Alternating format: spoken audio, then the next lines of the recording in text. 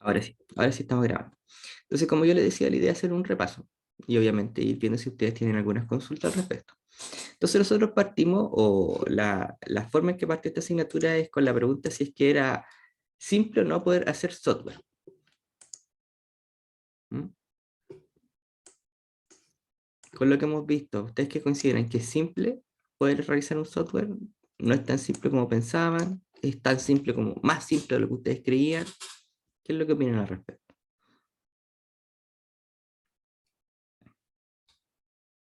¿Es sencillo? ¿Es difícil?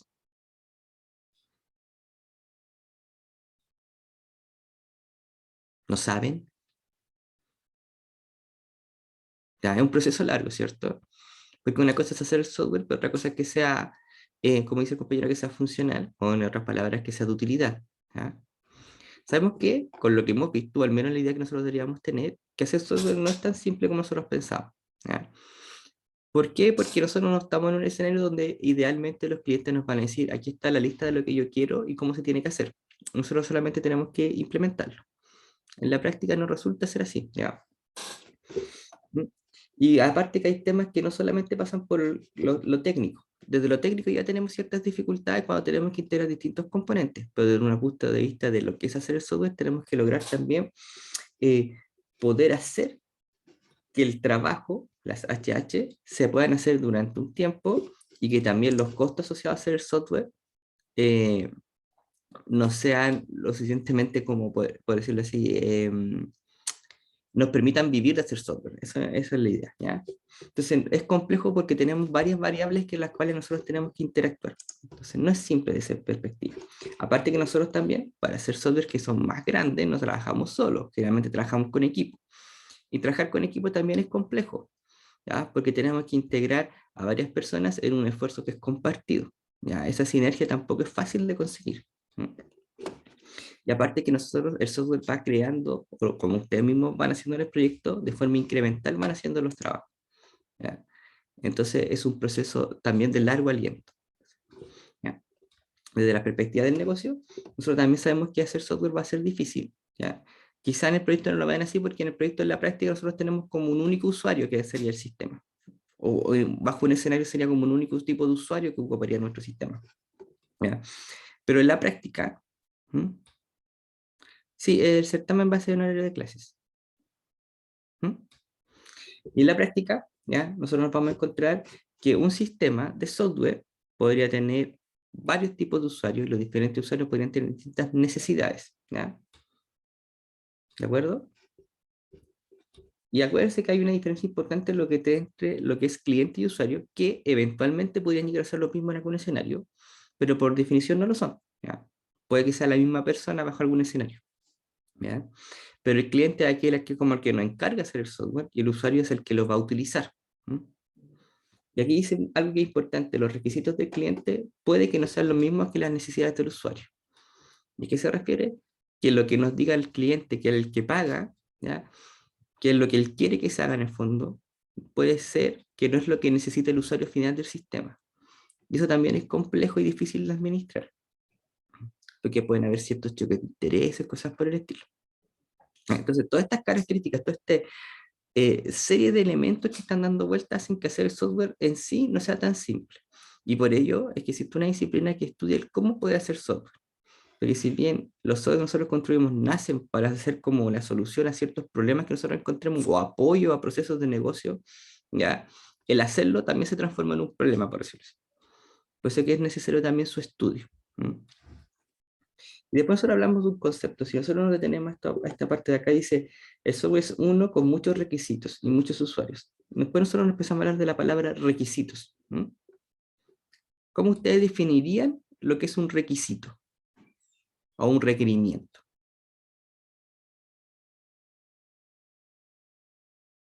¿Cómo lo podrían definir?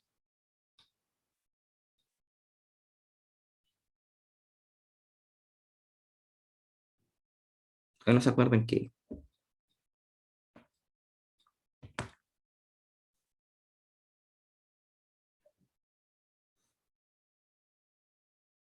Ya, algo necesario para el funcionamiento de nuestro sistema.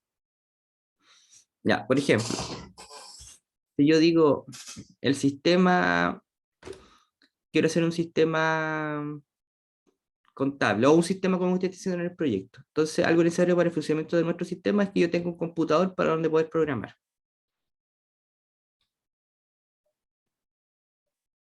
Tener un computador para poder desarrollarlo sería un requisito desde la perspectiva de la asignatura.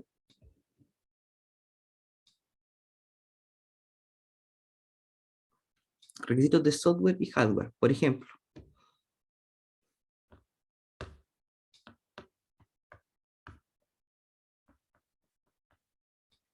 Vamos a hacer un sistema en Java. Tener un computador ya de escritorio con Java o con la suite de Java para poder desarrollar. Ya, pero los requerimientos mínimos de un juego, ¿qué son en esencia? Son cosas que el juego necesita para poder funcionar, ¿cierto? Ya, el modelo de dominio no son los requisitos, sino que es la representación del contexto donde va a vivir el software desde la perspectiva de los conceptos. ¿Ya? Los requisitos, si nosotros vamos acá, ya, vamos a ver un escenario, o yo tenía presente un escenario. Supongamos que ustedes quieren trabajar en un vivero. ¿Ya? El vivero es donde nosotros vamos a tener plantas. ¿Qué cosas se tienen que hacer para poder administrar un vivero? Por ejemplo, yo necesitaría saber qué secciones hay en el vivero para poder administrarlo. ¿Sí? Imagínense que ustedes tienen un patio en su casa y lo dividen en distintas secciones. Tienen que saber cuántas secciones hay para poder administrar esas secciones. ¿Sí? ¿Necesitarían eso para poder administrarlo?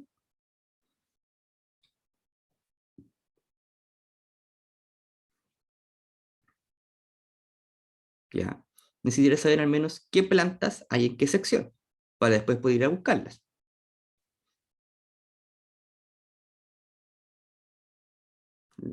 ¿O no?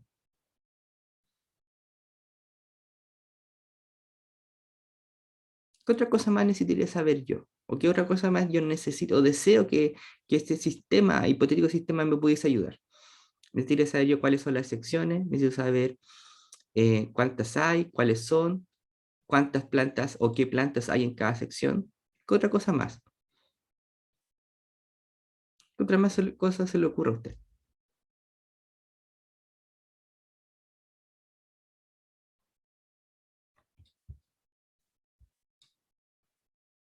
¿O no se le ocurre? ¿Ya? ¿Qué personas trabajan en el vivero? ¿Cuánta agua necesita una planta? ¿Con qué frecuencia se tiene que regar una planta? ¿Mm? ¿Quién tiene que regar esa planta? Si ya se regó esa planta, etcétera, ¿cierto? Si necesitan cierto fertilizante o no, etcétera. Entonces hay un montón de cosas que a lo mejor yo necesito saber o que requerimos que el sistema nos apoye de cierta forma para poder realizarlo, ¿m? Para poder nosotros lograr administrar un vivero. ¿M? Entonces, para la actividad, por ejemplo, de saber poder regar una planta, ¿qué yo necesito para poder realizarlo? Necesito saber cuánta agua necesita, el horario en que se tiene que regar, quién la tiene que regar. ¿Sí? ¿Se fijan? Porque yo necesito hacer actividades dentro de lo que es mis procesos del día a día de mi vivero, ¿ya? Y necesito cosas para poder realizarlo. Para poder regar, necesito saber los horarios, quién tiene que hacerlo, cuánta agua necesitan, quién la necesita, en qué horario. ¿Sí? ¿Una duda?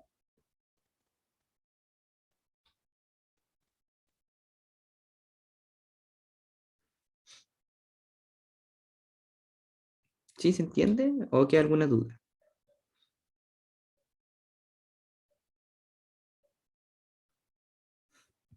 Ya. Entonces, en resumen, nosotros vimos necesidades o deseos para lograr cierto objetivo. En este caso, queríamos regar la planta. Y vimos que necesitábamos saber ciertas cosas o tener al menos cierto, en estos casos era como cierta información. Entonces, de esta parte nosotros podemos entender qué es lo que son requisitos. Los requisitos son en el fondo descripciones de lo que el sistema debe o debería hacer. El sistema debe entregarnos, por ejemplo, la información de cuánta agua necesita una planta. ¿Ya? El sistema debería enviarnos una alerta si es que una planta no ha sido regada. ¿ya? Está entre lo que el sistema sí o sí debe tener y lo que ojalá el sistema hiciese, ¿ya? Los debe y los debería, desde el punto de vista de la funcionalidad, ¿ya? Y capacidades y condiciones a las que el sistema debe adherir. Si ustedes se fijan, en nuestro ejemplo no nombramos ninguna de estas cosas de acá, ¿ya? No nombramos ni capacidades ni condiciones a las que el sistema debe adherir, ¿ya? Nosotros solamente nos orientamos a cosas funcionales. ¿Por qué? Porque lo funcional nace de forma más natural, ¿ya? El primero corresponde a los funcionales. Lo segundo, capacidad y condiciones a las que el sistema debe adherir a los extrafuncionales o también conocidos como no funcionales. Y estos son un poquito más difíciles de poder detectar, uno poder inferir, ¿ya? ¿Por qué? Porque como su nombre dice, son propiedades o restricciones del sistema, no servicios específicos, ¿ya? Si yo le dijera a usted, el sistema debe, claro, se necesitaría conocer más, preguntar más quizá, o explorar más, por ejemplo, documentación, otro tipo de cosas para poder inferirlos. O puede también que te los digan de forma directa o de forma contractual, ¿ya? Por ejemplo, veamos el ejemplo del vivero. Ejemplo, salió redundante. Volvamos a este ejemplo. Nosotros hablamos del vivero y dijimos, el sistema debe indicarnos cuánta agua necesita cada planta. ¿Eso es funcional o no funcional o extrafuncional? ¿Qué sería eso? Funcional, ¿cierto? El sistema debería, ojalá, enviar una alerta cuando una planta no se ha regado. ¿Funcional o extrafuncional?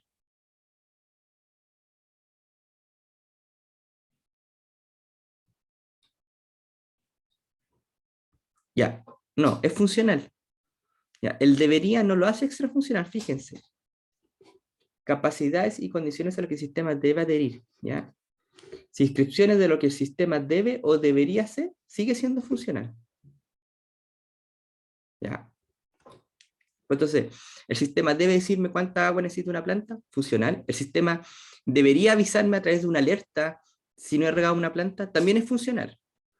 Aunque no se necesite, pero igual sigue siendo algo funcional del sistema. El sistema debe ser desplegado en la nube de Azure. ¿Funcional o extrafuncional?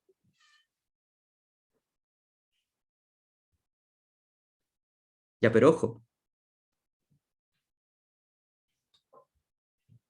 funcional, cosa que el sistema debe debería ser. Entonces, el sistema debe ser desplegado en la nube de Azure, ¿sería extrafuncional o funcional?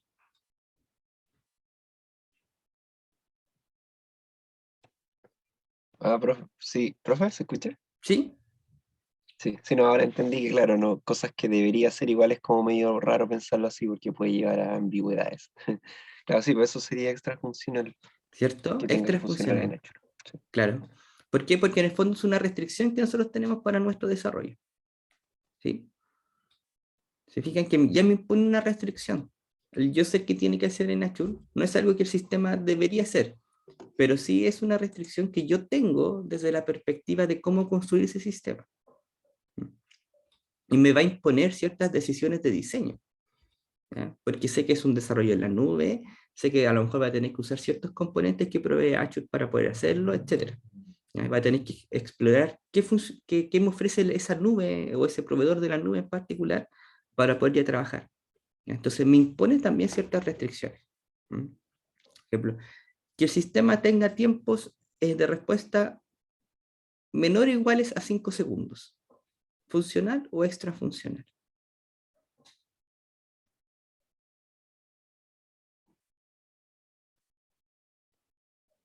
Extrafuncional, ¿cierto? Porque también es una restricción. ¿Mm? ¿Ya? Si se fijan, por eso se dice propiedades o restricciones del sistema, ¿ya? Entonces, ¿qué cosas tenemos desde la perspectiva de los rendimientos, los tiempos de respuesta? Desde la perspectiva quizás del desarrollo, el sistema debe estar desarrollado, por ejemplo, en una versión específica, en este caso dice Netcore 3.1, que el sistema esté desarrollado en la nube, que el sistema use tecnologías de la familia, no sé, Java, etc. También es una restricción. ¿Mm? Y otra que tiene que ver con temas regulatorios. Por ejemplo, el sistema debe seguir lo indicado en el decreto tanto, o en la ley tanto. ¿Ya? También son restricciones que nosotros tenemos. Entonces, ojo, importante que los debes y debería funcionales, restricciones limitantes que tenemos nosotros para poder trabajar, ¿ya? Que son características que el sistema debiese adherir, extrafuncional, ¿de acuerdo? Importante esa distinción.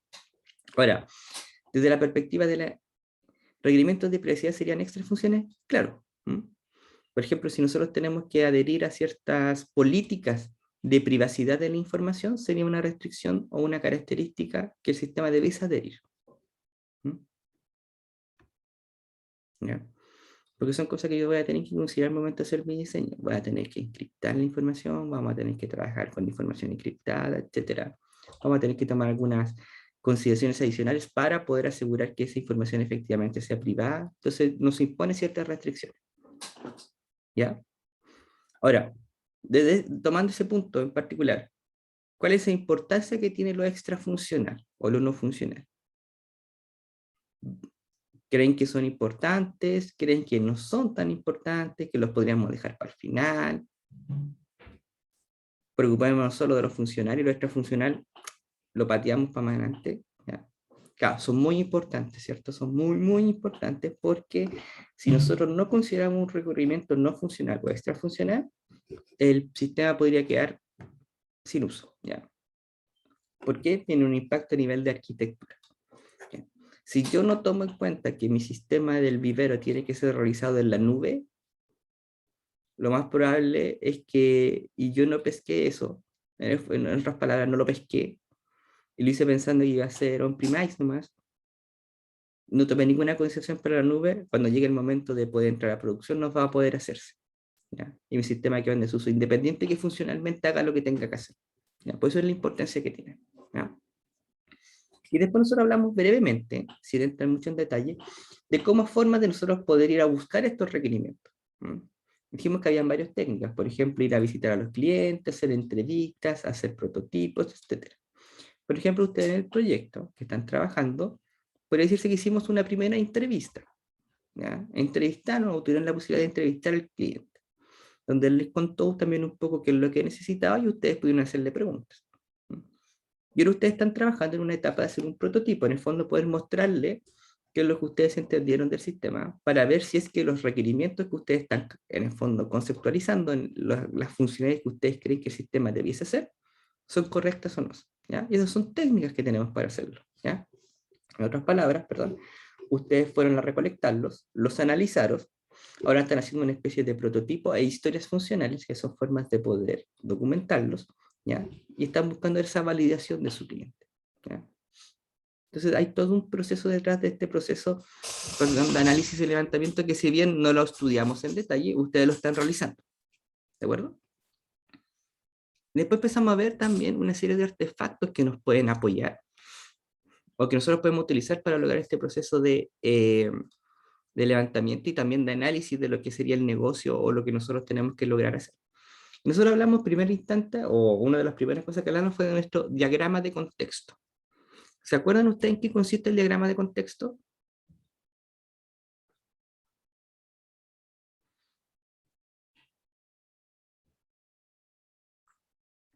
Em, Era para definir con qué interacciona nuestro sistema, Claro, ¿cierto? qué límites tiene y todo eso. Claro, los límites del sistema, ¿cierto? Esa era como la clave. ¿Ya? Saber con quién el sistema va a interactuar. Puede interactuar con personas, puede interactuar con otros sistemas. Pero ¿para qué eso? Para saber qué cosas nosotros necesitamos de nuestro entorno y qué cosas nosotros necesitamos proveer a nuestro entorno. ¿Ya? Eso es como algo importante, ¿de acuerdo? Entonces, ¿por qué? Porque el software vive en un contexto. Por lo tanto, él provee funcionalidades, pero también puede necesitar de ciertas funcionalidades, sean esas automáticas o manuales. ¿Ya? ¿Ya? Pues sí, podemos identificar con quién se relaciona el sistema dentro de su entorno, fronteras y límites, que es como lo decía Aníbal. ¿Ya? Esa es la clave, los límites de nuestro sistema. ¿Y por qué es importante? Porque con esa información nosotros tomamos decisiones. Ahora, todos nuestros artefactos con los que nosotros trabajamos, si bien tienen una finalidad, también tienen como cierto alcance. ¿Ya? En este caso de acá, no nos dice cómo se relaciona, nos dice con quién se relaciona, qué es lo que necesita o qué es lo que le entrega. pero no la forma. El cómo se logra eso es otro tema. Después quizás se van a discutir los alcances técnicos para poder lograr aquello. Pero en este momento lo que nosotros queremos es reconocerlo, porque si lo reconocemos podemos tomar decisiones adelante dentro del proyecto. ¿Ya? Entonces supongamos, dice, ya, volvamos al ejemplo del vivero, y dice que nosotros tenemos un sistema de recursos humanos con la lista de los trabajadores. Ya. Supongamos el escenario que, ya, vamos a hacer un pequeño dibujito, y si no me sale la letra bonita, no se asuste. Entonces, digamos que aquí tenemos ese sistema, ¿ya? Este es nuestro sistema. Nosotros decíamos que el sistema lo iba a trabajar como, ¿cierto?, una pelotita central. ¿Ya? ¿Con qué cosas va a interactuar nuestro sistema? ¿Mm? Supongamos, como para seguir la idea, que tenemos por acá al lado los trabajadores. Entonces, voy a tratar de hacer un dibujito, a ver si me resulta. Entonces tenemos los trabajadores acá. Ustedes pueden ver lo que estoy dibujando, ¿cierto? Digamos que los trabajadores consultan el sistema, la información, no sé, de las plantas y cuánta agua necesitan. Entonces, ellos van a consultar, en el fondo, la planta, cuándo la tengo que regar y cuánta agua necesita. ¿Ya? Eso ellos van a preguntar al sistema. Por lo tanto, yo sé que el sistema tiene que tener alguna funcionalidad orientada a poder entregar esa información.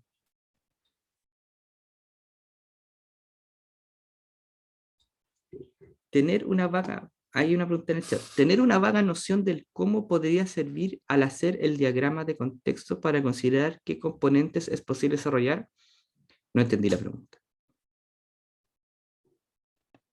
Sí, no, era respecto como a veces uno como pone un componente de un sistema y pero hay que saber como que realmente es posible desarrollarlo dadas las condiciones, que no sé, como ofrecer más de lo que uno podría llegar a hacer en un diagrama de contexto, por ejemplo, que podría pasar eso, Ah, ya entiendo. Ya. pensándolo como en eso. Ya. Supongamos este caso acá, mira. Supongamos ahora. Tratemos de hacer ese ejemplo. Supongamos que yo estoy diciendo acá que hay un sistema de recursos humanos. Entonces yo sé que por acá hay un sistema, le voy a poner sistema de recursos humanos. ¿Ya? Ya. Y en este sistema de recursos humanos, vamos a trabajar, vamos a dibujarlo acá. ¿Ya? Entonces yo voy a decir, por ejemplo, voy a ver si entendí la pregunta, que yo voy a necesitar que mi sistema reciba la información del listado de los trabajadores de ese sistema. ¿Ya? ¿Cierto? Entonces yo sé que mi sistema debiese de alguna forma generar alguna API o alguna interfaz de tal forma que este sistema de recursos humanos me puede enviar la información de esos trabajadores para eventualmente poder hacer como esta respuesta de quién tiene que arreglar qué cosa. Pero supongamos que este sistema de acá no tiene forma de poder enviar información. Supongamos que es una aplicación de consola. Entonces yo sé que técnicamente no voy a poder lograr eso. Entonces alguien podría decir, entonces vamos a hacer que nuestro sistema consulte, a lo mejor a través de una API que este sistema va a tener disponible, esa información. Pero resulta que yo me doy cuenta que este sistema de acá en realidad no tiene una API para ser consultada, no se puede construir esa API, ¿ya? Porque en realidad lo que guarda eso es un archivo de texto solamente, que se lee con una aplicación de consola. Entonces tampoco nosotros podemos ir a buscar, tampoco nosotros podemos esperar que el sistema nos envíe esa información. Pero ¿para qué nos sirvió el diagrama? Para reconocer que aquí había algo que yo necesitaba de mi entorno, que a lo mejor técnicamente no se va a poder hacer, pero el haberlo reconocido me supuso o me permitió poder identificarlo y eventualmente hacer las consultas o las averiguaciones para saber si era factible o no hacerlo. ¿Ya? Pero era importante reconocerlo. ¿Ya? Si no lo reconocía o lo asumía simplemente, a lo mejor iba a llegar un momento más adelante que iba simplemente a pensar que iba a estar ahí y en la práctica me iba a dar cuenta que no era posible. Pero hacerlo acá, en este momento, me permitió al tiro quizá identificar un riesgo potencial. Él no me puedo comunicar con ese sistema. Ese sistema no me va a poder enviar la información. Y yo poder tomar las acciones pertinentes. ¿Qué opciones tenemos? Por ejemplo, supongamos que nosotros podríamos tener aquí a la persona de recursos humanos, ya el trabajador de recursos humanos, le voy a poner así nomás, y él tiene que ingresar semanalmente la información de los trabajadores y sus turnos. ¿Ya? Entonces tengo dos opciones. que el sistema me permita que las personas ingresen en esa información y la vayan actualizando, o interactuar con otro sistema. Y a lo mejor hay limitantes técnicas que me van a hacer encantar por esta información. ¿Ya?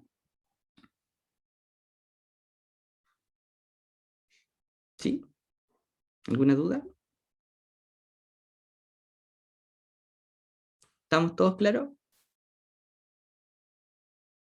Los demás, ¿cómo están? Vamos. Bien, bien. ¿Bien? Ya. ¿No hay duda? Ya voy a asumir que no hay dudas. ¿Por qué es importante hacer este proceso? ¿O por qué nosotros no hacemos este proceso? Porque también nos va a permitir poder tener distintas opciones. Y esas opciones tienen costos y beneficios. Interactuar con un sistema externo significa que hay cierto nivel de dependencia, ¿cierto? Si ese sistema falla, podría ser que mi sistema falle. ¿Ya? Nosotros podríamos tomar decisiones como duplicar cierta información, pero eso podría tener costos o problemas de consistencia. ¿Ya? Cualquiera de las dos va a tener sus pros y sus contras, pero lo importante es que nosotros tengamos la evidencia suficiente para tomar ese tipo de decisiones. ¿Ya? Por eso que también este diagrama es muy importante. Identificar los límites del sistema nos permite tomar decisiones importantes en el desarrollo del mismo, como lo que vimos recién. ¿Ya? Sabíamos que había una interacción con un sistema externo, había una dependencia. Si técnicamente no era posible, no podíamos contar con esa información. Teníamos que recurrir quizá a un plan B, en este caso, que existiera una funcionalidad. Por lo tanto, lo que inicialmente podría haber sido ir a consumir una API, se transformó en crear, no sé, la funcionalidad para que alguien lo hiciera dentro del sistema. Entonces uno tiene que ir sopesando esas opciones. Bueno, por eso que es importante. Otro artefacto que vimos fue el modelo de dominio. Ahora, la gracia del modelo de dominio es que se centra en los conceptos y los significados de esos conceptos en el contexto de lo que es el negocio. Por eso que su importancia era comprender el contexto del negocio. ¿Sí? Identificar conceptos clave y entender cómo estos conceptos se relacionan. ¿Ya? Y van a aparecer distintos elementos, que ahí los vamos a ver.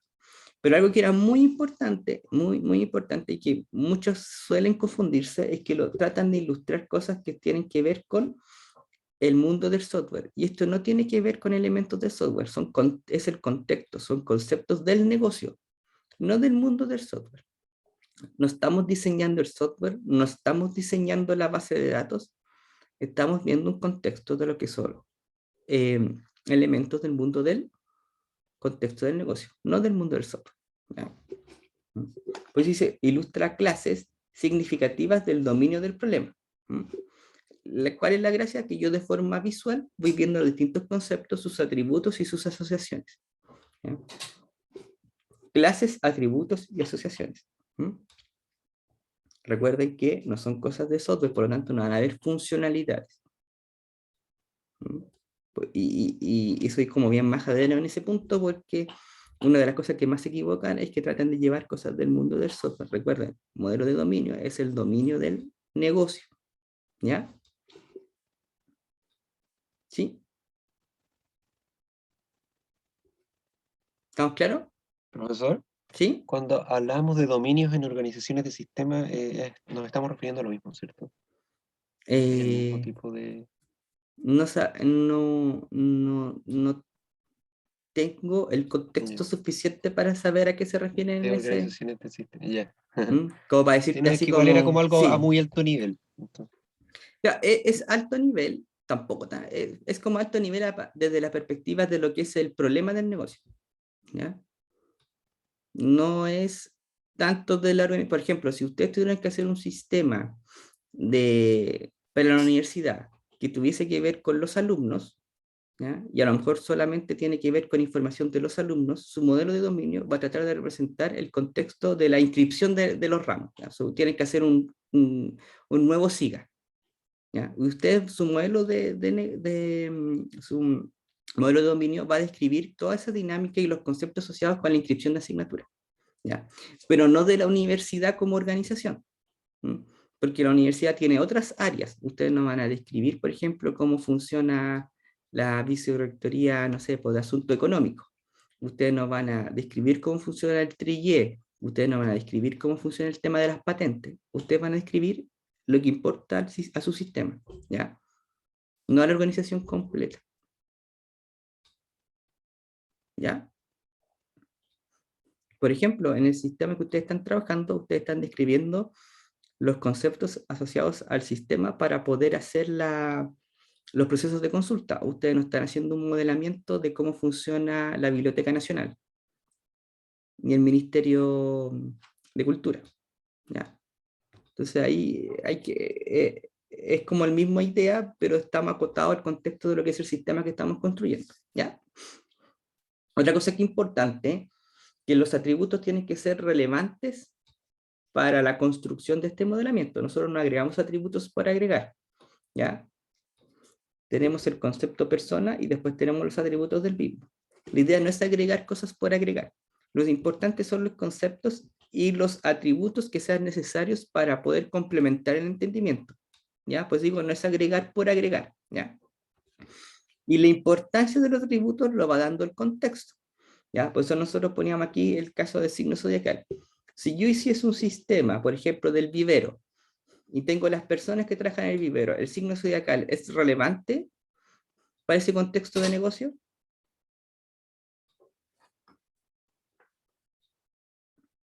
No, ¿cierto? No tiene relevancia.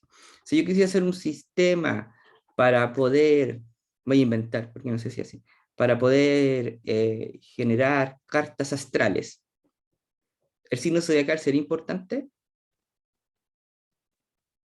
Yo creo que sí, ¿cierto? O un sistema de horóscopo. Ahí sería importante eso, si quisiera hacer el tema del horóscopo. ¿Ya? Entonces, la importancia del atributo lo da el contexto también. ¿Ya? Y la otra cosa que es muy importante y que también tampoco se lo olvide es que no tenemos que tener datos que sean como complejos, cosas que no se puedan llevar a cosas que sean fáciles de interpretar o de saber qué tipo, cómo sería ese tipo de datos. Lo más probable es que se tengan que llevar a otro atributo, a otro concepto. Por ejemplo, el tema de las direcciones, ¿ya? En un portal de ventas, generalmente los clientes pueden tener una o varias direcciones y esas direcciones tienen región, comuna, provincia, calle, número, etcétera. Entonces, sería algo muy complejo de dejar solamente como dirección. Ante la duda, mejor tomarlo y dejarlo como un concepto separado. ¿Ya? Esa es otra de las cositas. ¿Ya? Y las asociaciones son complicadas. Acuérdense que nosotros no estamos haciendo un modelo de datos, ¿ya? Por lo tanto, vamos a encontrarnos, y como la vamos a ver aquí más adelante, asociaciones que son del tipo muchos a muchos, ¿ya? No hay que hacer como conceptos intermedios para poder relacionar conceptos, ¿ya? Las asociaciones son bidireccionales, lo que también, pues yo les decía, que se sugiere poder leerlas en ambos sentidos, ¿ya? Y aquí las vamos viendo en más detalle. Por ejemplo, podemos encontrar cosas que sean uno a uno, ¿ya? Por ejemplo, con una entrada me permite leer o entrar a un evento. El evento es accedido por una entrada, ¿ya? Por eso que son una instancia de este concepto con una instancia del otro concepto. Pero acá nosotros podemos tener que un alumno inscribe una o muchas asignaturas o realiza una o muchas inscripciones, ¿ya? Y pues yo siempre los sugiero leer en el sentido contrario para ver si tiene sentido. La inscripción es realizada por un alumno, ¿ya? Ustedes realizan una o muchas inscripciones, pero las inscripciones que ustedes hacen solamente son realizadas por ustedes, ¿ya? ¿Sí? Y aquí viene la que es más conflictiva. Es que un modelo de dominio no se lleva directamente a la base de datos. Por ejemplo, este caso de acá, tú no lo podrías llevar directamente a la base de datos. Uno, así honestamente, uno siempre trata de llevarlo a una base de datos relacional. No sé por qué, pero es como que a lo mejor debe ser por un tema de que nosotros, y todos pasamos por un ramo de base de datos, quizás mucho antes de ver, o antes de ver esto, que siempre nosotros lo asociamos a un modelo relacional, ¿ya? Pero nosotros no estamos haciendo modelos relacionales, porque incluso podría ser que nuestro sistema no ocupe una base de datos relacional, ¿ya? Podríamos ser una base de datos orientada a documentos. Por lo tanto, no tratemos siempre de llevarlo. Yo sé que es difícil, porque uno siempre trata de hacer eso, siempre lo social a las redes relacionales, pero no necesariamente va a ser así. Fíjense en este caso de acá. Cuando yo tengo muchos a muchos, Una compra posee uno o muchos productos. ¿Ya? Ahora leanlo en el sentido contrario. Un producto puede estar asociado a uno o a muchas compras, ¿cierto? Por eso lo digo, léalo en ambos sentidos. Y dos, yo esto no lo puedo representar como dos tablas en un modelo relacional. Muchos a muchos en un modelo relacional no lo puedo representar como tabla, ¿cierto? Si yo lo quisiese hacer esto como un modelo relacional, necesariamente voy a necesitar una tabla intermedia que relacione ambas. Los atributos que aquí aparecen no me son suficientes para llevarlo a un modelo relacional. Por ende, esto no es una representación de un modelo relacional. ¿Ya? ¿Sí? ¿Alguna duda?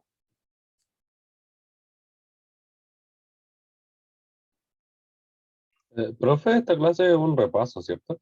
¿Sí? Sí. ¿Sí? ¿Sí? ¿Por Ah, qué? ya. Eh, no, me Ah, surgió la duda. ya. Sí, no Ya. estamos haciendo como un repaso en realidad. Ah, Ya. ya, genial. Pero fíjense en este caso, ya. A veces digo que este es como el caso que más les complica a la mayoría, por lo que siempre he visto, pero también es el que más ilustra que esto no es un modelo relacional de base de datos, porque estas relaciones de este tipo tendrían que construirse en un modelo relacional de esta forma. ¿Ya? La biblioteca tiene uno o muchos libros, los libros están en una o muchas bibliotecas. En un modelo relacional tengo que relacionar, tengo que hacer esto, tengo que hacer una tabla intermedia. En un modelo de dominio no existen los conceptos intermedios. Existe la asociación, muchos, muchos. ¿Ya? Por ejemplo, supongamos en el vivero. Voy a tratar de hacer un ejemplo a ver si se entiende. En el vivero nosotros teníamos trabajadores. Eh, trabajadores. Digamos que los trabajadores trabajan en turnos y que se tienen que regar o secciones. ¿Ya? Como que son secciones las que se regan. ¿Ya? Y supongamos que los turnos son una fecha y una hora de inicio y una hora de término, ya como para darle un poquito más de contexto. ¿Ya? Entonces estos van a ser mis conceptos aquí, voy a tener el concepto trabajador y el concepto sección. A nivel de concepto, nosotros podríamos decir que los trabajadores tienen turnos. Entonces, un trabajador va a tener uno o muchos turnos, ¿cierto? Los turnos pueden estar asociados a uno o a más trabajadores, ¿ya? Porque puede que en un mismo turno varias personas tengan que hacer cosas distintas, ¿ya? Los trabajadores van a regar, un trabajador va a regar una o muchas secciones, ¿cierto? Y las secciones van a ser regadas por uno o muchos trabajadores, ¿sí? ¿Se fijan que esto no es igual que el modelo de base de datos? Pero sí representa lo que estamos conversando, ¿sí? ¿Notan la diferencia? Esto de acá no es un modelo de base de datos, pero sí representa lo que nosotros estamos conversando en este momento, que los trabajadores tienen uno o muchos turnos. Los turnos pueden ser trabajados o pueden ser atendidos por uno o muchos trabajadores y que los trabajadores van a regar una o muchas secciones y las secciones pueden ser regadas por uno o más trabajadores. ¿Se fijan? Profe, ¿Sí? entonces el modelo de dominio es una representación del modelo de negocio. Claro, del negocio. Exacto. ¿Del negocio? Ah, ya. Ya, ok. ¿Mm? No es no es como un premodelamiento relacional. ¿Mm? Pues, yo insisto, como que, y me meto yo también en el saco, todos pensamos casi siempre en lo que sería la base de datos, pero ahora no hay que pensar en la base de datos. Estamos pensando en el modelamiento del negocio. ¿Ya? ¿Todos claros? ¿Alguna duda al respecto? ¿Sí? ¿No? ¿Estamos bien?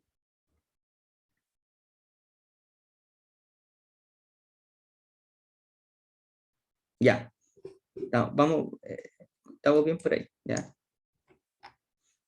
No es que no haya que usar la palabra base de datos, pero en este contexto de acá no tenemos que usar, no tenemos que pensar que estamos cumpliendo al tiro una base de datos, porque incluso puede que ni siquiera sea así. ¿Ya? Supongamos que tenemos APIs y servicios que nos entregan esta información. Nuestro sistema tiene que consumir servicios para representar esto. Entonces tampoco sería una base de datos. ¿Ya? ¿Ve?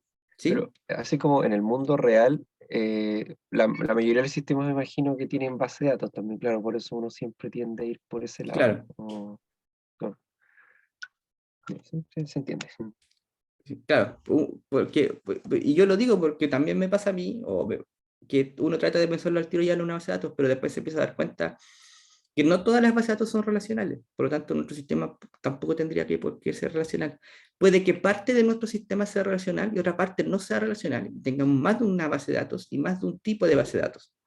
O puede que haya información que tengamos que consumir a una API externa, puede que ni siquiera tenemos que modelarla. El modelo de dominio no tiene que incluir el sistema que se va a crear. El modelo de dominio nos tiene que explicar cuáles son los conceptos del negocio. ¿Ya? No el sistema que vamos a construir. El diagrama de contexto tenía el sistema que vamos a construir en su centro, para poder identificar cuáles son sus limitantes. El modelo de dominio nos indica cuáles son los conceptos relevantes y asociaciones relevantes. Ese es su objetivo. Negocio. ¿Ya? Luego, otra cosa que nosotros hablamos que es importante son las historias de usuario. ¿Qué son las historias de usuario? Formas de poder representar nuestros requisitos o requerimientos. Ahora, cuando hablamos de requisitos o requerimientos, nos referimos a los funcionales, a los extrafuncionales o a ambos. ¿Con la historia de usuario? ¿Qué puedo representar? Los funcionales, ¿cierto? Ya. La historia de usuario permite poder representar o poder documentar en el fondo, expresar lo que son los requerimientos funcionales. Requisitos funcionales, no lo olviden, ¿ya? Eso es sumamente importante. Dijimos que habían varias formas, pero nosotros nos centramos en las historias de usuario y ustedes están trabajando las historias de usuario. ¿Ya? Y vimos que tenían un formato, título, descripción, criterio de aceptación y conversación. Dentro de lo más importante estaba la descripción. El yo como quiero para algo. ¿Ya? El yo como es el tipo de usuario. ¿Ya? Por eso que es importante saber cuáles son los tipos de usuarios del sistema. ¿Ya? ¿Qué es lo que quiero hacer? ¿Cuál es mi objetivo? ¿Y cuál es el valor de lo que estoy haciendo? ¿Por qué lo estoy haciendo en el fondo? Y eso me sirve a mí para reconocer qué tan importante es lo que tiene, cuál es la importancia que tiene, el valor. ¿Ya? Es sumamente importante, el concepto de valor es sumamente relevante. ¿Ya? Yo como ejecutivo de operaciones, quien es el usuario, quiero poder ingresar la relación, bla, bla, bla, bla. ¿Qué es lo que voy a hacer? ¿Ya? En el fondo me dice, ¿qué es lo que quiere el usuario? Y eso me da la pista a mí, qué es lo que yo tendría que hacer. ¿Para qué lo está haciendo? ¿Mm? ¿Cuál es el valor desde la perspectiva del usuario?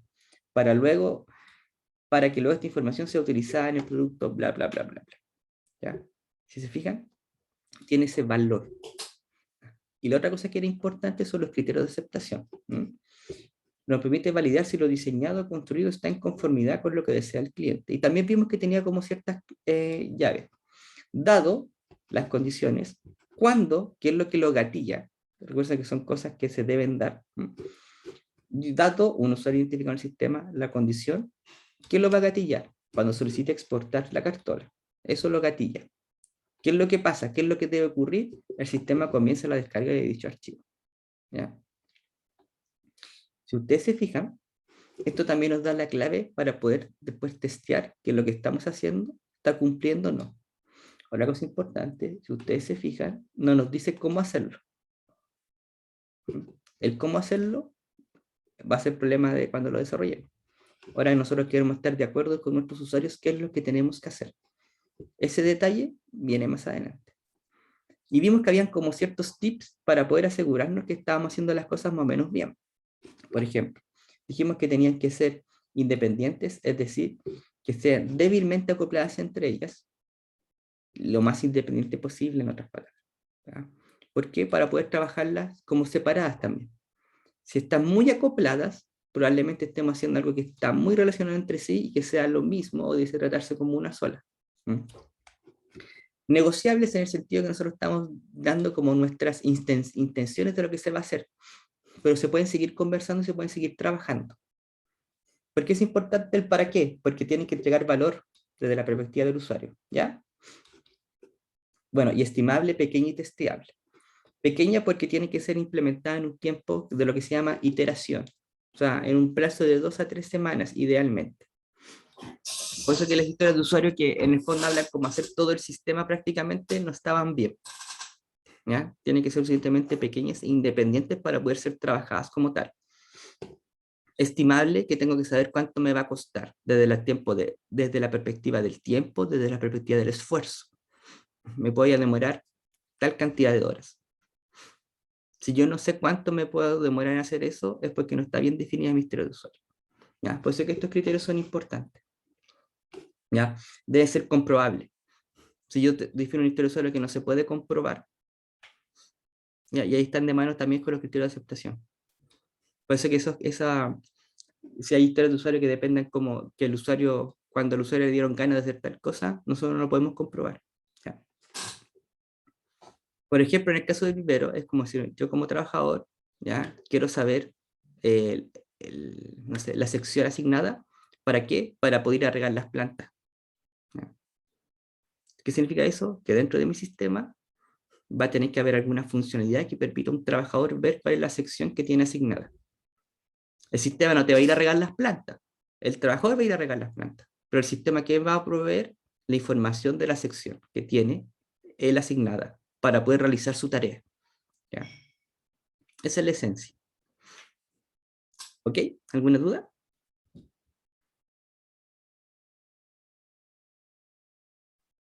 No estamos viendo nada nuevo, estamos solamente repasando los conceptos que se han visto antes del certamen. ¿Ya? Luego hay un elemento que se llama el diagrama de secuencia. El diagrama de secuencia nos dice eventos de entrada y salida. ¿Mm? Para un escenario en particular de la historia de usuario. Por eso que nosotros lo vimos después de las historias de usuario. ¿Ya? Y nos va guiando como el tema de la interacción. Ahora, es importante que él nos dice qué se hace, no el cómo se hace. ¿Ya? En otras palabras, la interacción de elementos. Ahora, ¿cómo funcionan esos elementos internamente? No lo sabemos. Solamente tenemos la secuencia, y de ahí su nombre, de los eventos que van ocurriendo dentro de un determinado escenario. Y ese escenario, ¿quién lo da? La historia de usuario. ¿Ya? Pues eso es un diagrama de secuencia, son eventos, una serie de eventos que representan un escenario en particular. ¿Ya? Y ahí vimos que se podían representar de esta forma. ¿Ya? Y ahí yo les sugiero que repasen esos conceptos, ¿ya? Para no entrar mucho en detalle. Y me voy a enfocar solamente en algunas cosas que son importantes. Por ejemplo, estos elementos pueden mostrar secuencias de creación o eliminación de elementos, como la que aparece acá. ¿Ya? El cliente en un carrito de compra va a agregar un producto. Entonces, cada vez que yo agrego un producto a mi carrito de compra, es como que tengo una instancia de ese producto. ¿Ya? Pero también el cliente puede quitar productos del carro de compra. Se pueden eliminar. ¿Ya? Esa dinámica se representaría de esta manera. ¿Sí? ¿Ya? Esto es una forma de una dinámica de cómo se representaría una creación o una eliminación. ¿Ya? Ahora, podemos representar, por ejemplo, cosas que van a más de una instancia de una entidad que nosotros tengamos definida. Por ejemplo, cuando yo le pregunto, ¿se escucha bien? Yo esperaría que todos me dijeran, sí, sí, sí, ok. ¿Ya? Pues eso, ¿cómo lo Profe, represento? De esta forma. ¿Sí? sobre los bloques verdes, ¿cuándo hay que ponerlos? Por ejemplo, en el siguiente ejemplo, usted no puso se escucha, bloque verde, ok. Así porque puse los puntitos en suspensión nomás por tema de, pues así como de tiempo ya. Pero en la práctica esto representa la activación. Esto es la línea de vida y esta es la activación. Aquí se activó, ¿ya? Es como una activación, está haciendo un procesamiento de algo, ¿ya? Eso Ah, representa. ¿Mm? ya, ya, ok. Por ejemplo, acá, ¿se fijan? Aquí hubo una activación. Aquí no están en verdecito, están en blanco, pero también son un rectángulo. Esta es la línea de vida y aquí se están activando, ¿ya? Y aquí hay distintos elementos. Están los actores, Esto es un elemento que representa la base de datos. Está algo que se llama frontera, que es decir, una frontera es como un límite, ¿ya? Objeto de perímetro. Que el objeto de perímetro es, por ejemplo, algo con lo que va a interactuar el usuario. En este caso, un lector biométrico. ¿Ya? Están los controles, ¿ya? Que son los elementos que están entre las fronteras y qué cosa, los entidades, que son un conjunto de datos, ¿ya? Esto es como más específico, ¿ya? Pero igual se lo actúa. Entonces, en este caso acá, el lector biométrico es con lo que va a interactuar un actor.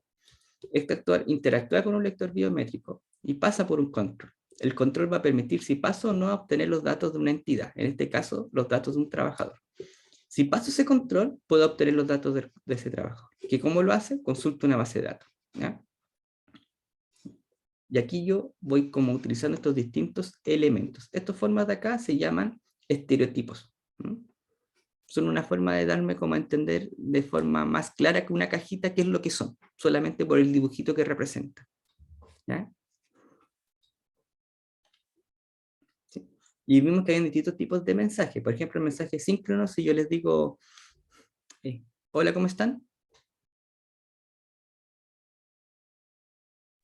Bien. Ya, hay una respuesta. Yo envío un mensaje y ustedes me respondieron. ¿Ya? Ese es un ejemplo. Un mensaje asíncrono es como que yo cuando les digo algo y nadie me responde. ¿Ya? Espero que alguien lo... ¿Mm? La entidad envía el mensaje y continúa esa ejecución sin esperar la respuesta. Como dije, hola, ¿cómo están? Ahora en el siguiente punto vamos a hablar sobre el mensaje encontrado. Yo no esperé respuesta por parte de ustedes, solamente envié el mensaje. ¿Mm? Mensaje encontrado es cuando alguien es como si nosotros nos interesa que nos están llamando, no quién nos está llamando. ¿Mm? El autoenviado es como que me lo manda a mí mismo. ¿Ya? ¿Cómo vamos? Bien, vamos bien. Me responde a mí mismo. ¿Mm? Eso es lo que quieren decir estos distintos tipos. Estos son los más interesantes. Mensaje condicional. El mensaje solo se envía si se cumple una condición. ¿Dónde va esa condición? Acá, entre las llavecitas. ¿Ya? Si el reporte fue generado, se puede hacer la opción de ver reporte. ¿Ya? Si esta condición no se cumple, no se envía el mensaje. ¿Ya? Por eso es que es un mensaje condicional. Ahora, podría tener yo varios mensajes que dependan de la misma condición. En este caso, estos dos mensajes dependen de la misma condición. ¿Cómo se hace? A través de este bloque opcional bajo esa condición. O podría tener varias condiciones, ¿ya? Si los productos son nuevos, si no, si son productos nuevos, pasa esto. Productos en oferta, pasa esto. Productos que tengan menos de 100 unidades, pasa esto. Si no se cumple ninguna condición, solamente informa el producto. Pues es un mensaje, también es un mensaje condicional, pero con varias alternativas. ¿Ya? Y también puede ser mensajes que son de forma secuencial, que se representa muy similar al anterior, pero con un asterisco dentro de la llave. Y aquí está la condición que hace que se vaya repitiendo. Entonces, hasta que yo termine la lista, voy pasando la lista de todos los que están presentes en la clase. Hasta que tenga una respuesta ok, voy preguntando a cada uno cómo está. Y voy iterando sobre esta cosa. En vez de hacerlo varias veces por cada uno, yo lo represento de esta manera. O lo mismo, si hay más de una condición, lo puedo hacer un flujo grande llamado loop con la condición que hace que las cosas se repitan. Y esto es lo que ya conversamos. Entonces son bajo ciertos escenarios. ¿Ya? Y antes que termine la clase, quiero recordar el concepto de lo que era el soft code. Entonces nosotros vimos este escenario. Yo quiero ver un pedido. Sabemos que eso es un requerimiento. Se necesita poder ver el estado de un pedido. Sabemos que es un requerimiento. ¿De qué tipo? Funcional. Funcional, ¿cierto? Ahora, ¿cómo sabemos que logramos cumplir con el requisito funcional de ver el estado de un pedido?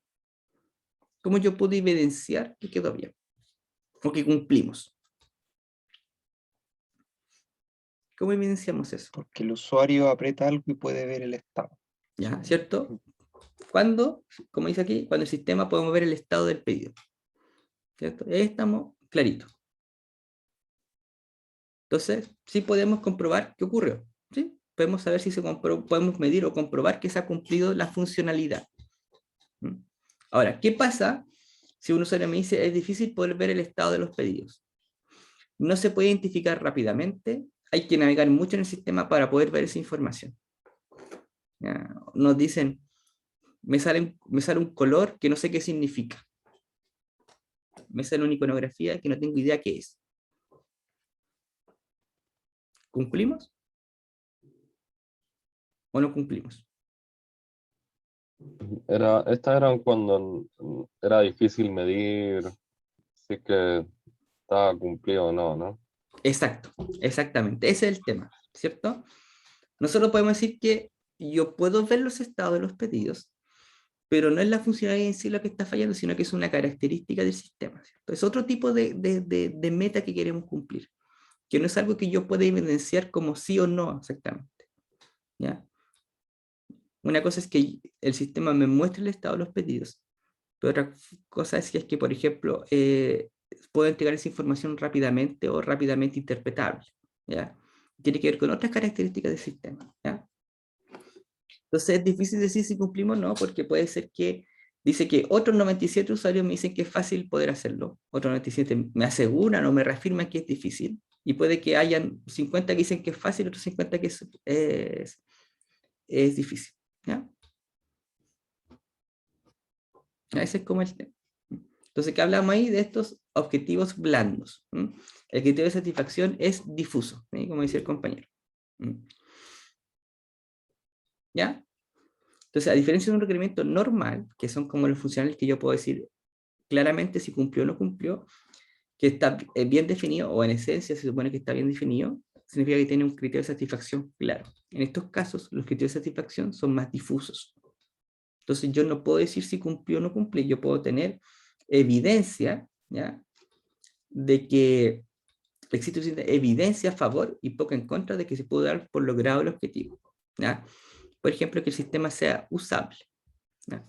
Use más la palabra usable que la palabra amigable, ¿ya? Ojo con ese detalle. Porque amigable, en el fondo, ¿qué es amigable? Porque alguien dice, es amigable porque es simpático. En los sistemas no son simpáticos,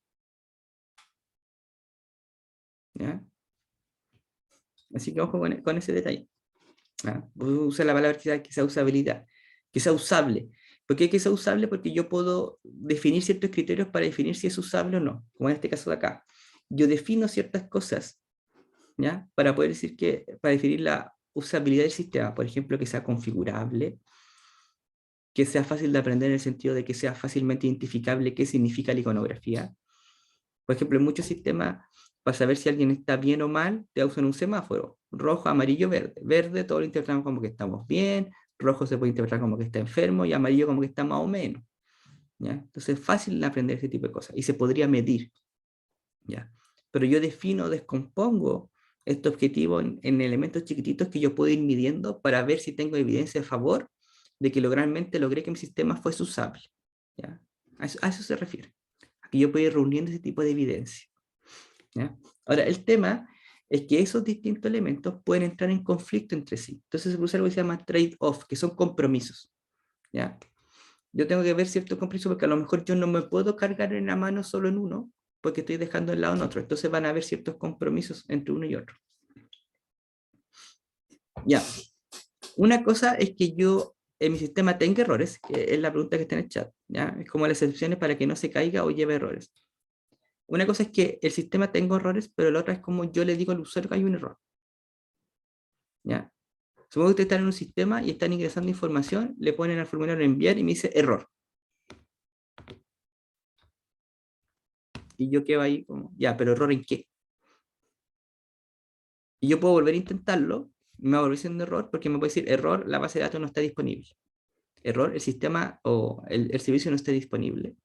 A, error, le faltó ingresar un dato importante. O error, la edad no puede ser mayor a 90 años. Error, la edad no puede ser menor a 18 años. De distintos tipos de error. Hay cosas que yo voy a poder solucionar y otras cosas que no voy a poder solucionar desde mi punto de vista del usuario. Pero tengo que indicar claramente cuál es el error que está ocurriendo, ¿ya? A eso se refiere, a poder entregar la información correspondiente al error que estaba ocurriendo. Y entregar información también del error. ¿Ya? Por ejemplo, yo puedo hacer algo y pongo enviar y no hace nada y la pantalla se queda pegada. Y yo no sé qué quizás por debajo se cayó todo, ¿ya? Y me lanzó el manso error, pero yo no estoy lanzando nada. Entonces, los errores se tienen que manejar. ¿Ok? ¿Sí? Perdón. Ya. Y como les decía, hay cierto compromiso. Por ejemplo, si yo quiero poder minimizar el uso de la base de datos, pero otro quiero asegurar redundancia de la información, hay un compromiso entre los dos. Yo no puedo asegurar información redundante. Para poder lograr eso, necesito hacer un mayor uso de una base de datos. Pero yo no puedo minimizar el uso de la base de datos y a su vez asegurar redundancia. Va a haber un compromiso entre ambos. A lo mejor yo voy a decir, voy a tener dos réplicas. Igual uso un mayor uso de la base de datos. Pero tuve que hacer un equilibrio entre la redundancia y minimizar el uso de una base de datos. ¿Ya? Por eso que existe un compromiso. ¿Ya? Entran en conflicto entre sí. Y yo tengo que tomar decisiones. Por eso hablamos de un trade-off, de un compromiso entre ambas. Por eso que nosotros podemos decir que pueden entrar en conflicto entre ellas. ¿Ya? Y esta parte, me imagino que ustedes se acuerdan bien, que es la programación orientada a objetos. Ahora, ¿qué cosas es importante orientación orientada a objetos? El concepto de, aunque sea muy básico, de la idea de la reutilización. ¿Por medio de qué? De la herencia y el polimorfismo. La herencia era algo que yo podía crear nuevas clases a partir de una clase padre, que yo heredaba comportamientos y atributos. Eso era un concepto básico, muy básico, de reutilización, pero era un concepto, ¿ya? El concepto de polimorfismo también me da la esencia de reutilización, porque yo podía heredar una clase, de una clase padre ciertos comportamientos o métodos y yo podía redefinirlos, hacer un override, por ejemplo. Eso era un polimorfismo dinámico. ¿Ya? Yo adaptaba ese método, por ejemplo, al comportamiento del hijo. ¿Ya? ¿Ya? Y después mismo el concepto de clases abstractas, ¿ya? Que eran clases que se creaban solo para poder ser heredadas. ¿Ya? Eran como plantillas con métodos que pudiesen estar implementados, por ejemplo. ¿Ya? Y que los hijos lo heredaban y ya los tenían. Pero se creaban con el fin no para instanciarse en objetos, sino que para ser heredadas en otras clases. Esa es una clase abstracta. ¿Ya? Y el concepto de interfaz que tenía esta plantilla de los métodos que se pueden implementar. ¿Por qué vimos todo esto del concepto de orientación a objetos? Porque llegamos al concepto de framework. ¿Ya? ¿Y qué era un framework en el fondo? Un esqueleto. Abstracción en la que el código que proporciona una funcionalidad genérica puede o debe ser sobrescrito o especializado selectivamente para lograr una funcionalidad específica. Esa es la descripción formal. Pero ¿qué es en el fondo un esqueleto? Si ustedes se fijan, en el proyecto básico, ustedes tienen en el proyecto de la asignatura, ese código se hizo con un framework. Ese framework tiene un esqueleto. ¿Ya? Si ustedes se fijan, pueden levantar ese proyecto, pero no hacen nada que tenga que ver con la finalidad del objeto de estudio de la asignatura. ¿Ya? Usted levanta ese proyecto y va a levantar una página. No hace nada. ¿Ya? ¿Por qué? Porque tiene que ser, debe ser sobrescrito o especializado con las funcionalidades del sistema que ustedes quieren construir. ¿Ya? Está la base. Ustedes no se preocupan de que reciba las peticiones GET, ustedes no se preocupan de que se pueda ver una página, ustedes no se preocupan cómo el controlador llama al modelo, cómo el modelo te entrega los datos, ustedes no se preocupan de eso. Ustedes se tienen que preocupar de tomar esa base y empezar a modificarla, ¿ya? ¿Sí? Por eso nosotros decíamos que un desarrollador personalizará el framework, en el fondo va a tomar las clases, este proyecto base, y lo va a empezar a modificar con los objetivos de su propio sistema. ¿Para qué? Para poder centrarse en los requisitos de su propia aplicación, no en temas que ya están resueltos. El problema de poder comunicar un controlador con los modelos y llevarlos a una vista ya se resolvió, el framework ya lo resuelve. Ahora ustedes preocúpense de poder implementar las funcionalidades del sistema. Pues decíamos que había un costo. ¿Y cuál era el costo? Que se pierde poder de decisión a cambio de poder concentrarse en aspectos específicos de la aplicación. ustedes ya no resuelven o perdieron la libertad de decir, chuta, ¿cómo yo puedo hacer crear el controlador para que se comunique con los modelos, para que generen esa información en las vistas? Ya, el framework resolvió eso. Perdieron en el fondo parte de la libertad de poder hacer eso en pos de poder concentrarse en los requerimientos específicos de su aplicación. ¿Ya? ¿Por qué vimos esto? Porque enfatizan la reutilización del diseño. ¿Ya? En el fondo, este proyecto base les ahorra el trabajo. Aquellos ahora ellos saben que partan trabajando de cero. Y si hubiese ido todo el tiempo quizás en hacer un proyecto para solamente lograr poder obtener las particiones get a través de un controlador para poder enviarlo luego a una vista. ¿Ya? ¿Se entiende? Perdón, ¿alguna duda?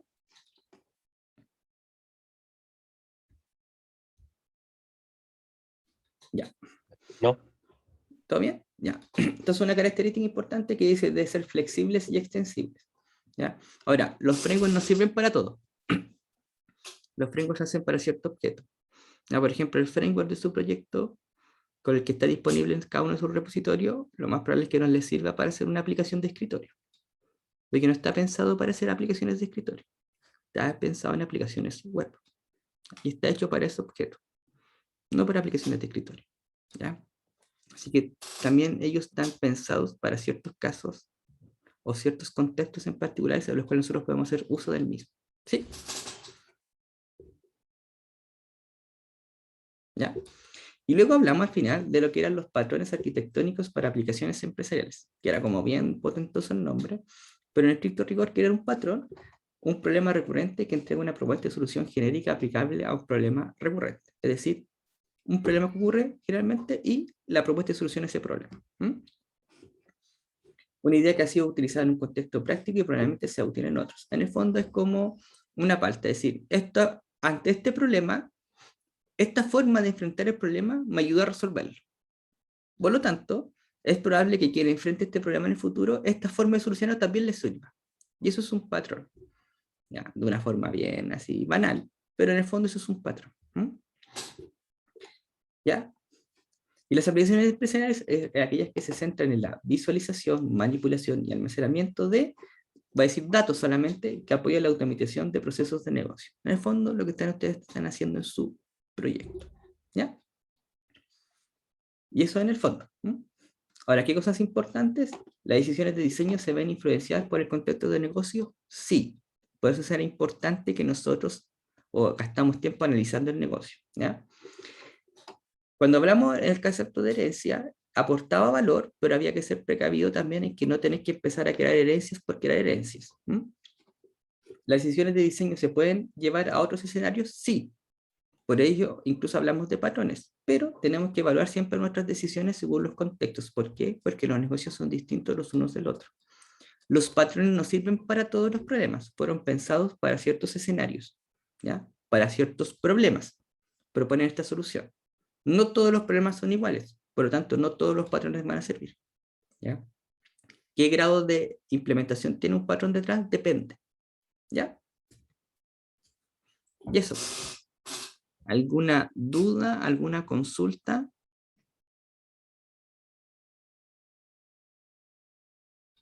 Yo tengo consultas sobre el proyecto, pero eso. Ya, antes de ver dudas del proyecto, ¿alguien tiene alguna consulta sobre la materia? Yo tengo una duda sobre cómo va a ser el certamen, tipo la modalidad. Ya, entonces, vamos a dejar entonces la clase de materia hasta aquí. Voy a pausar la grabación, ¿ya? Entonces, hasta aquí entra el tema del certamen, ¿ya? Así que me despido por video, ya para los que se tengan que ir por la hora. Recuerden que el certamen es en horario de clases, en la próxima clase, ¿ya?